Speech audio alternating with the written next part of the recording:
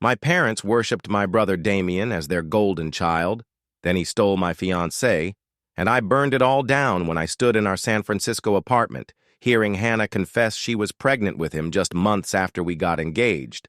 Her voice trembling, but her eyes cold as a blade slicing through my chest. The living room was dark, the city lights flickering through the blinds, casting jagged shadows on the hardwood floor where we'd once danced to old vinyl records. I'd come home late from work, expecting her smile. Instead, she sat on the couch, hands twisted in her lap, dropping a bomb that shattered everything. "It's Damian's," she whispered. And I felt the air leave me, my knees buckling as the weight of a lifetime crashed down, years of being second to him, and now this. I'm Nathan Thompson, 28, and I'd spent my whole life in Damian's shadow, my parents' perfect son, their shining star, while I was the forgotten one, scrapping twice as hard for half the love. But this time I didn't just take it. I cut them all out, left San Francisco behind, and turned my pain into the fire that fueled a new life, rising from their ashes in a way they'd never see coming.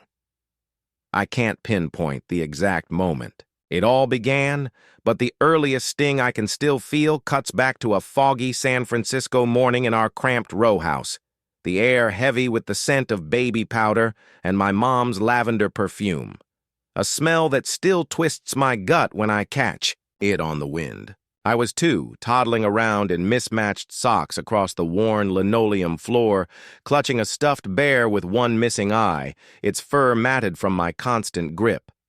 That was the day Damian was born, and I remember standing by his crib, peering through the bars as my parents hovered over him, their faces lit up like they'd been handed a miracle from the heavens. Mom cradled him in her arms, her voice soft and reverent. "Look at those tiny hands, so perfect." While Dad stood beside her, beaming with a pride I'd never seen before. "He's our little gift, isn't he?" Their eyes didn't leave him, not once, and I stood there unnoticed, my bear dangling limp at my side as they turned away, lost in their new treasure.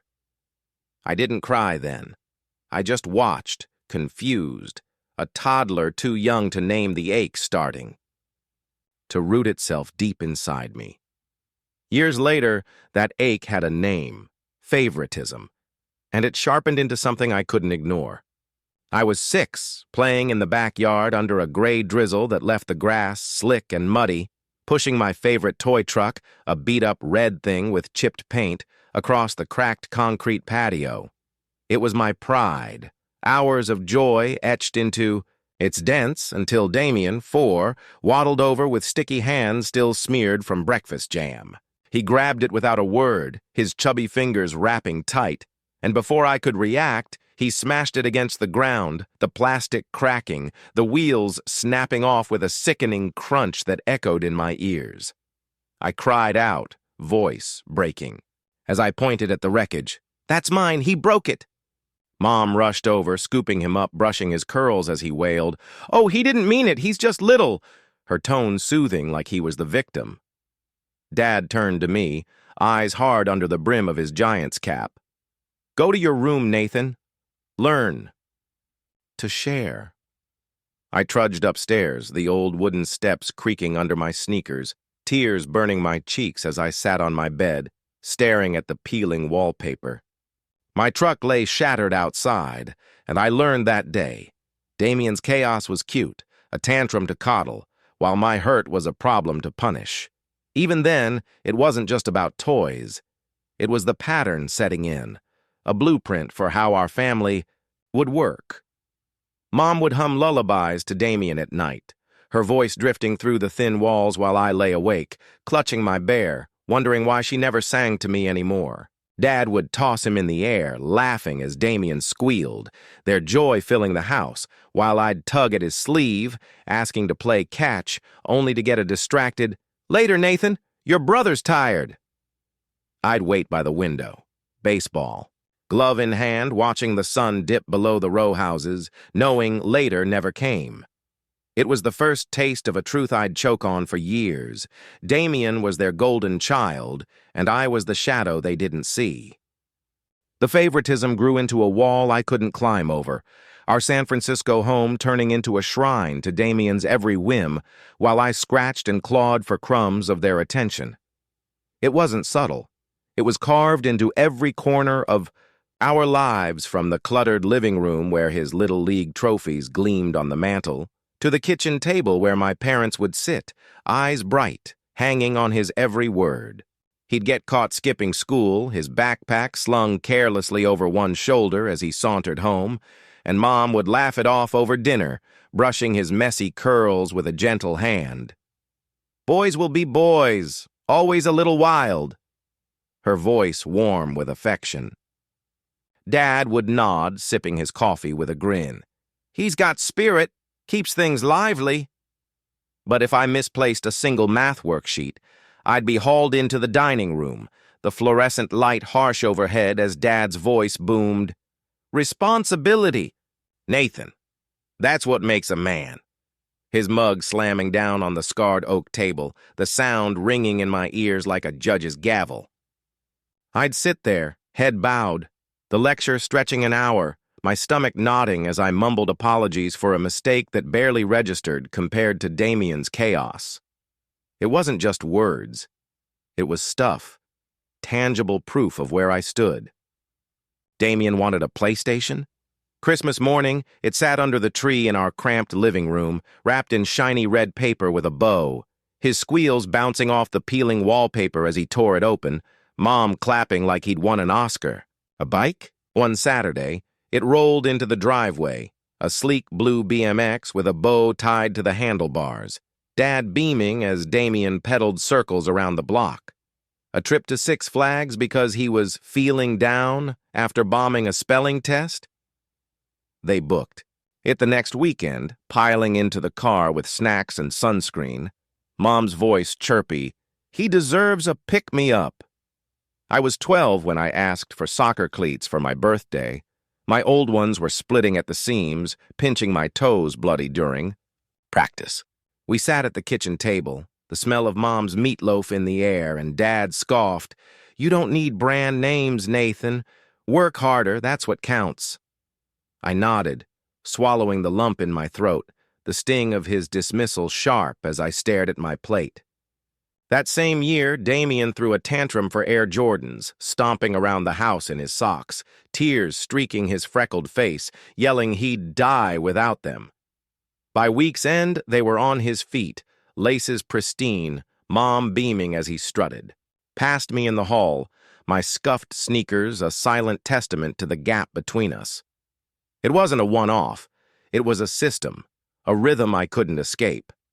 Damian would break a vase horsing around in the living room, shards glinting on the rug, and Mom would sigh, "He's just energetic," sweeping it up with a smile. I'd spill milk by accident, rushing to help with dishes, and Dad would snap, "Pay attention, Nathan, clean it up." The fridge was stocked with his favorite snacks, Pepsi, Twinkies, while I'd ask for an apple and get, "Eat what's there." Every gift, every excuse, every laugh tilted his way, and I'd lie awake in my narrow bed, the city's fog pressing against my window, wondering what I'd done to deserve the short end. Too quiet, too plain, never enough to rival their golden boy. At 16, I got my first taste of earning something for myself, hauling boxes at a corner grocery store near our San Francisco house, the fluorescent lights buzzing overhead as I stacked cans of soup and bagged wilted produce after school. The air smelled of cardboard and bruised apples, my hands sticky with sweat and juice as I punched the clock, every shift a step toward freedom, a car to escape the crowded Mooney buses and Damian's endless spotlight. Weekends, I'd trudge. Home under the dim streetlights, my sneakers scuffing the pavement, saving every dime in a dented tin box I hid under my bed, the clink of coins a quiet anthem of my grit. After a year, I'd scraped together enough for a beat-up sedan, rust spotting the hood like freckles, the seats worn to threads. But it was mine. I showed Dad the cash, my voice shaky with pride. "I've got half. Can you help?" We stood in the driveway, the fog curling around us, and he slapped my shoulder, eyes softening for once. "Proud of you, son. Hard work pays off." He matched it, and I spent that weekend polishing the hood under the garage's flickering bulb, the engine's rough hum vibrating through me as I grinned, a rare win that felt like it could drown out the noise of their favoritism. 2 years later, Damian turned 16, and the scales tipped again.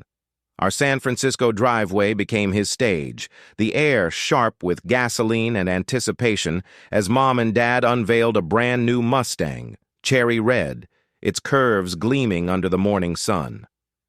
No job, no savings, just a tantrum the week before, him slamming doors and yelling, "All my friends have cool cars, I need one." I'd watched from the porch, my sedan parked beside it, paint chipped and dull, as Dad handed him the keys, their jingle loud in the quiet. "A young man needs to drive in style," Dad said, clapping Damian's back, his grin wide as Mom snapped photos, her camera flashing like it was a red carpet event. Damian rev-ed the engine, the roar drowning out the city's hum, exhaust stinging my nose as he peeled out, tires squealing against the asphalt. I stood there, hands shoved in my pockets, the keys to my rust bucket heavy against my thigh, my chest tightening as Mom called out, "Be careful, sweetie," words she'd never said to me.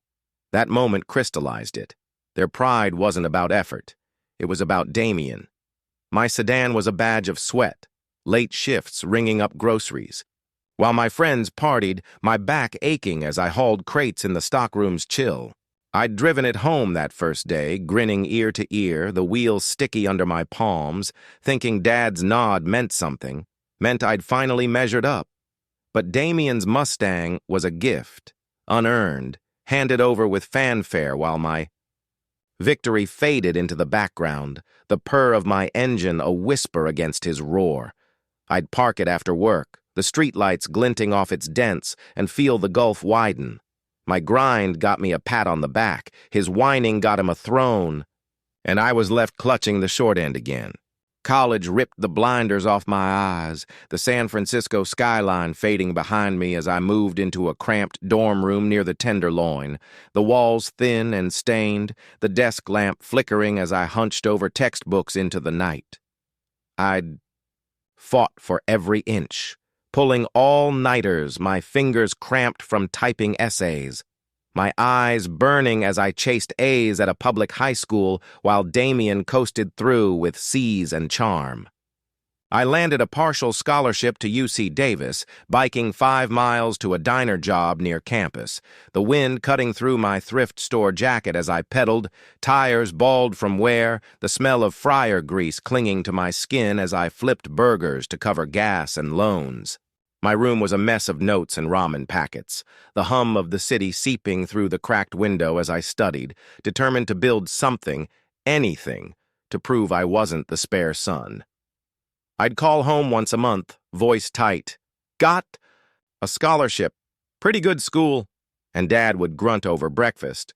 "That's good," his toast crunching louder than his pride, the clink of his spoon against the mug a dismissal. Mom sighed into the phone. "You were always the serious one," her tone flat, eyes probably on her coffee instead of me. But when Damian scraped into a community college across the bay, our San Francisco backyard turned into a festival.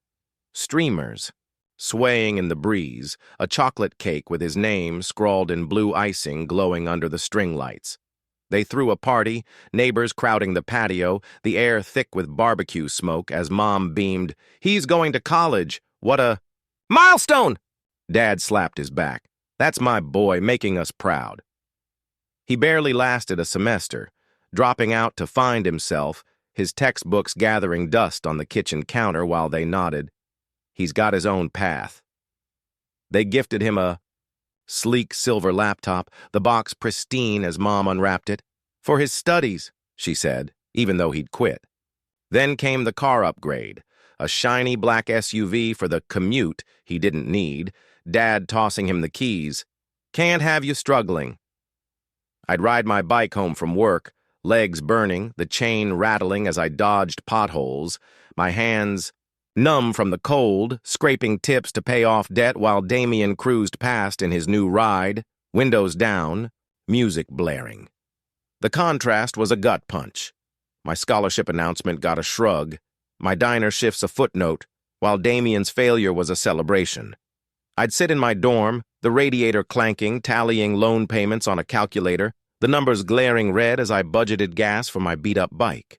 Meanwhile, they'd call him brave for ditching school, bankrolling his bar tabs and half-baked ideas, an Etsy shop that flopped, a podcast he never recorded, while I juggled 2 jobs, my apron stained with grease and regret.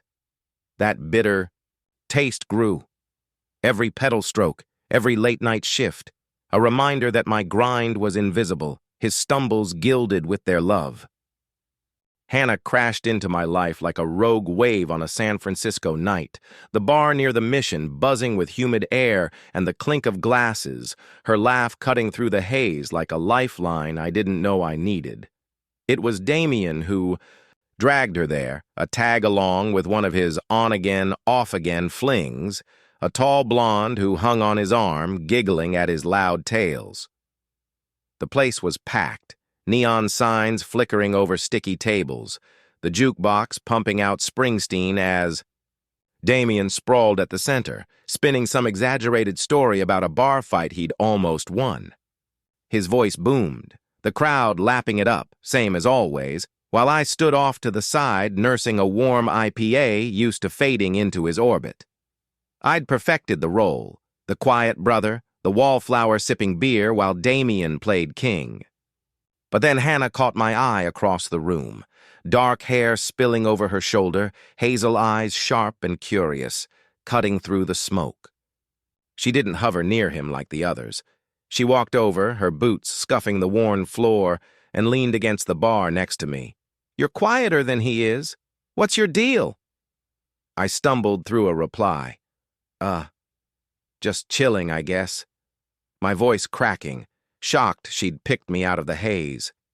She tilted her head, a half-smile tugging her lips. "You're not like him? Spill it." We talked. Work, dreams, the dumb stuff that cracked us up, and her laugh was real, not the polite, empty kind I'd grown used to. The bar faded, Damian's noise dimming as she asked about my job at a tech startup, nodding when I mentioned coding late into the night, her eyes locked on mine instead of drifting to him. I don't know who made the first move.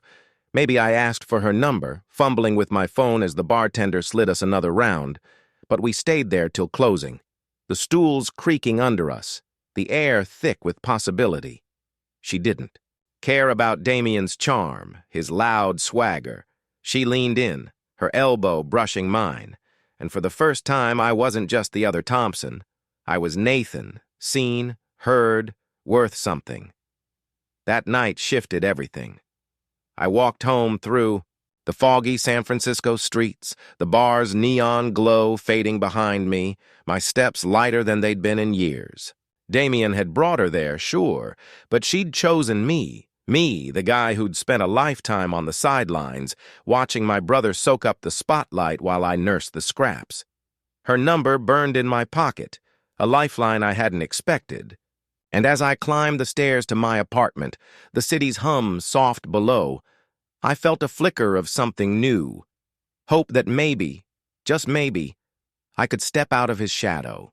Hannah and I built a life that felt like a dream carved out of the San Francisco chaos, our first date unfolding under the salty breeze of a pier near Fisherman's Wharf, her dark hair tangling in the wind as we shared a greasy basket of fish and chips, the seagulls squawking overhead.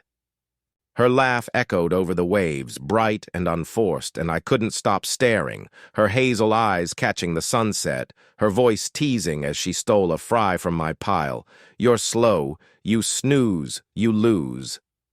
That night stretched into a year of late talks on her beat-up couch, the springs creaking as we swapped stories under a flickering lamp, and quiet mornings brewing coffee in her tiny Mission apartment, the smell of roasted beans mixing with the fog seeping through the cracked window. After 12 months, we moved in together, found a shoebox place near the Mission, The walls bare until we hung thrift store art, bickering over sage green paint swatches while pizza boxes piled up on the floor, our laughter bouncing off the chipped plaster as we ate off paper plates, too tired to cook. She was sharp, driven, a graphic designer who hustled like me, no handouts, just grit. And she saw me in ways no one else had. I'd tap my fingers on the table, lost in thought about a coding snag, and she'd nudge me, "You're doing it again, spit it out." When I'd shrug off a promotion at the startup, "It's just a title," she'd grab my shoulders, voice firm, "No, Nathan, you earned that. Stop acting like it's nothing." Her apartment became ours, the kitchen counter littered with her sketches and my laptop, the fridge stocked with leftovers we'd reheat after long days, her head on my chest. As we watched old movies, the TV's glow painting the room soft blue. On our 4th anniversary, I proposed. Candles flickered on our scratched dining table, wax dripping as I knelt, voice shaking. "You make me feel seen. I want forever with you." She said yes, tears glistening, her arms wrapping tight around me, and I thought I'd finally outrun the shadow, the ring on her finger glinting like a promise I'd never lose. My parents met her at our old San Francisco row house, the air thick with tension. Mom's "she's pretty" came with a pursed lip smile, a veiled jab I knew too well, while Dad grunted over his beer, eyes flicking back to the Giants game on the TV. Nice girl. Damian was there, lounging on the couch, his grin too wide as he said, "She's cool. Where'd you find her?" I ignored the twist in my gut, focusing on Hannah's hand in mine, her warmth against my side. I didn't care about their shrugs. Hannah was my win, my anchor, the one who chose me when they never did, and I'd build a life with her they couldn't touch. The cracks in my world with Hannah crept in, slow and quiet, our San Francisco apartment growing colder despite the hum of life beyond the walls, the Mission streetlights casting long shadows through our blinds. It started small. She'd come home late, her boots scuffing the hardwood past midnight, her excuses thin as the fog rolling in. "Friends. Work." Her voice flat as she dropped her bag by the door. Her phone buzzed more, texts lighting up the screen as we ate takeout on the couch, her fingers quick to hide them, a forced smile when I'd glance over. "Just Emily. Girl stuff." I'd nod, pushing down the unease, the TV droning in the background, as I watched her drift, her hazel eyes staring past me, lost somewhere I couldn't reach. "You okay?" I'd ask, my voice soft over the clink of chopsticks, and she'd sigh, "Just stressed. Wedding stuff," her hand brushing mine, but the warmth felt hollow, a ghost of what it used to be. Damian started popping up more. His calls came at odd hours, his voice too casual through the speakerphone as I cooked dinner, the kitchen smelling of garlic and soy. "How's Hannah holding up?" he'd ask, a grin I could hear. "She's a keeper. Don't mess it up." I'd laugh it off, stirring the pan. "She's fine. Why the sudden interest?" He'd dodge. "Just checking in. Family, you know." But his tone lingered, a note off-key I didn't catch then. He'd drop by unannounced, sprawling on our couch in his ripped jeans, asking her about work. "Design gigs tough, huh?" His eyes, lingering too long as she answered, her smile flickering. I'd brush it aside. She was my fiancé, he was my brother, trust blinding me to the shift. Her perfume changed. Something muskier clung to her jacket, not the citrus I loved, and I'd catch it when she hugged me goodnight, her lips brushing my cheek, distant, like she was already somewhere else. The apartment felt heavier, our sage green. Walls, once a badge of our start, now boxed in a silence that grew each night. She'd lock her phone when I walked in, the screen going dark as I set down my keys, her excuses piling up. Long day, client drama, while her fingers fidgeted.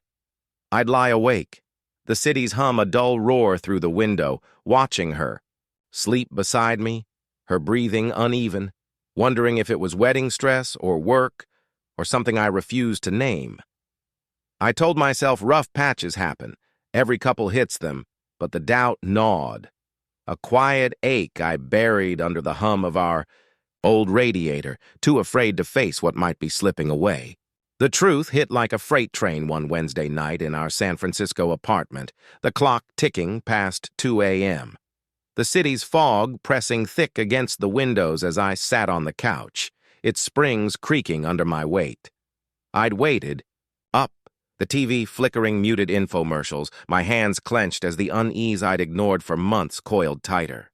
Hannah stumbled in, hair a tangled mess, cheeks flushed, her boots dangling from one hand, the other clutching her purse like a shield. "Where were you?" I asked, voice tight, the air heavy with the scent of her musky perfume. Foreign now, not hers. She froze by the door, eyes darting, "With Emily." But Emily had called earlier, asking where she was. My gut sank, the lie hanging between us like smoke. I stared, waiting until she crumpled, sinking onto the couch. "I'm pregnant." For a heartbeat, relief flooded me. I smiled, reaching for her hand. "That's amazing, we're having a kid." But her face twisted, breath catching, tears welling as she pulled away. "It's not yours." The room spun, my hand dropping as if burned, the words echoing in my skull. "Not yours!" I stood, the floor tilting under me. "Who?" My voice cracked, raw, barely mine. She whispered, "Damian," and the world shattered. My brother, the golden child, the one who'd always taken everything. I grabbed my keys, the metal cold against my palm, and stormed out, tires screeching through San Francisco's foggy streets to his apartment near the Haight, the city lights a blur as rage burned my throat. I pounded his door, fists hammering wood until it swung open. Damian stood there, shirt untucked, smirking. "Hey, bro, chill." I swung. My fist cracked his jaw, blood splattering on the hallway rug, his head snapping back as he stumbled. Mom's scream pierced the air. "Nathan, stop!" Her hands clawing my arm as she rushed from his kitchen, Dad lunging to shield him. "Calm down, you idiot!" Damian wiped his mouth, laughing through the blood. "Overreacting much?" I lunged again, shoving him against the wall. "You slept with her!" Mom sobbed. "He didn't mean it," pulling me back, her nails digging into my skin, while Dad barked. "This isn't how you handle things." I shook them off, chest heaving. "You're defending him? After this?" Hannah stood in the doorway, arms wrapped around herself, tears streaming. "Nathan, I'm sorry." Her voice a broken whisper. I stared at them, Mom's pleading eyes, Dad's hard glare, Damian's smirk, Hannah's guilt, and the betrayal choked me, a lifetime of their favoritism crashing into this moment. "You're all dead to me," I spat, voice shaking, and walked out, their shouts fading into the fog as I drove into the night, my knuckles bruised, my world in ruins. Cutting them out started the moment I left Damian's San Francisco apartment. That night, the fog swallowing their shouts as I peeled away, tires screeching on wet pavement, the city's hum a dull roar in my ears. Back at my place near the Mission, the air was stale, Hannah's perfume lingering like a ghost on the couch where she'd confessed. I sank onto it, the springs groaning, staring at the sage-green walls we'd painted together, now mocking me with every brushstroke. My phone buzzed. "Mom, Nathan, come back, Damian's hurting too." I opened the door days later to her pounding fists, her face streaked with tears under the hallway's dim light. "You can't shut us out, he's your brother." Her voice cracked, desperate, but I stood firm, the hardwood cold under my bare feet. "I don't have a brother, or a family." She gasped, clutching her purse. "Don't say that!" I slammed the door, the thud echoing as she cried outside, her pleas muffled by the wood. Damian texted next morning, the screen lighting up my dark apartment. "You'll get over it. Family's family." His words dripping with the same smugness I'd punched off his face. I blocked him, His number, Dad's, Hannah's, Mom's.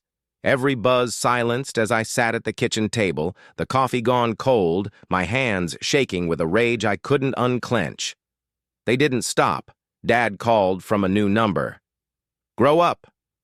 "Nathan, this is childish," his voice gravelly over the line, and I hung up, the phone clattering on the counter. Then came the ambush. A week later, I pulled into my apartment lot near the Mission, the fog thick, and found them at my door. Mom sobbing, Dad's face red. "You're throwing us away over a woman." I laughed, bitter and hollow, the sound bouncing off the brick walls. "A woman? It's everything. You, him, her." Mom reached for me. "Think of the baby. Your niece or nephew."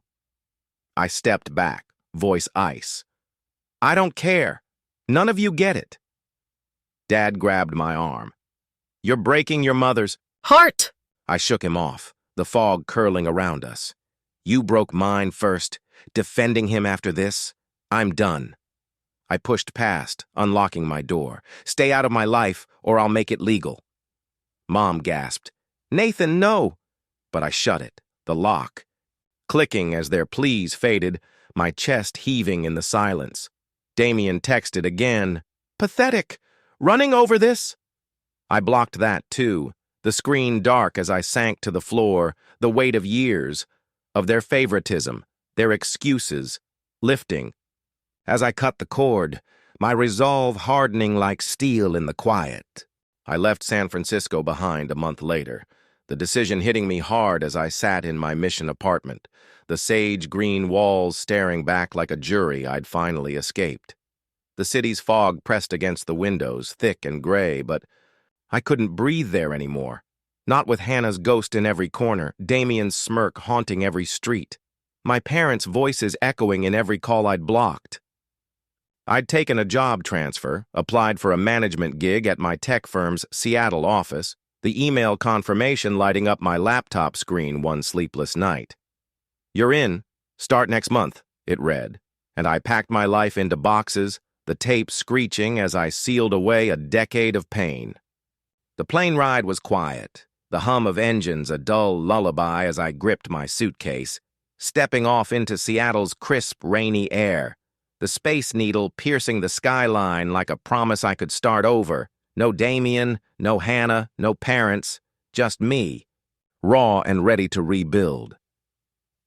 The first days in Seattle were a blur. I moved into a small apartment near Capitol Hill, the hardwood floors scuffed but clean. The view a sprawl of wet streets and evergreens under a slate-gray sky. My new office was bright, all glass and steel, the team greeting me with firm handshakes and polite smiles. "Welcome, Nathan." No whispers of pity, no sidelong glances like back home. I set up my desk, a photo of the Golden Gate Bridge, the only relic I kept, a reminder of what I'd survived, not what I'd lost. Work was a lifeline. Coding projects piled up, meetings buzzed with focus, my promotions stacking without Damian's shadow to dim them. I'd walk home through Pike Place Market, the fishmonger's shouts and coffee steam filling the air, my steps light as I explored, anonymous in a city that didn't know my scars. Life grew roots. I made friends at a bar. Near my place, the wooden tables sticky with beer as we swapped stories, their laughs real, not laced with comparison. A woman named Claire asked me out one night, her dark eyes crinkling as she smiled over her drink. "You're funny. How's that not a crime?" We dated, her hand warm in mine as we walked Seattle's rainy streets, and I wasn't afraid, not of betrayal, not of losing, because I'd shed that weight. My parents' letters came once. "Come home, Nathan," but I burned them in the sink, the smoke curling as I watched their words turn to ash. Damian's baby was born. I saw a blurry ultrasound on a cousin's Instagram before I blocked her too, but it didn't touch me. I was free, building a life that was mine, the Space Needle glowing outside my window each night as proof. If your family or the ones you love betray you, don't cling, cut them loose, walk away, and build something they can't touch, like I did. You're tougher than their lies. Use that strength to start over.